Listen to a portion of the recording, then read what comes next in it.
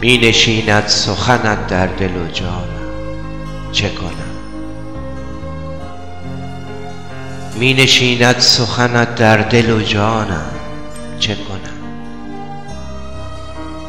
می شود هم نفس نای نهانم، چه کنم؟ دل شوریده من چون که شراب تو چشید، آنچنان گشت که از او به فغانم، چه کنم؟ نه عجب گر دلم از سردی این شب بگرفت،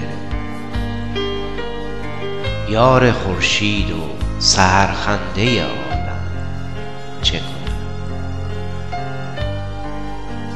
این مگو چند ز صبح و نفسش یاد، زنده است از دم او روح و روانم، چه کنم؟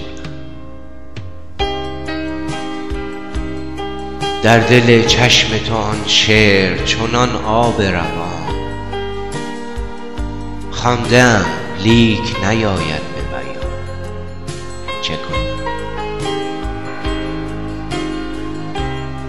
عهد کردم که دگر سفره دل نگشایم،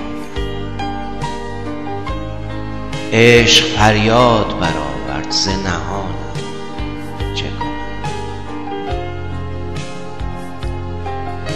به رطب باز کنم روزه خود بار دگر، باز مهمان لبت در رمضانم، چه کنم؟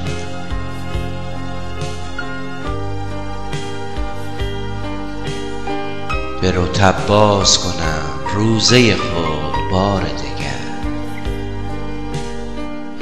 باز مهمان لبت در رمضانم، چه کنم؟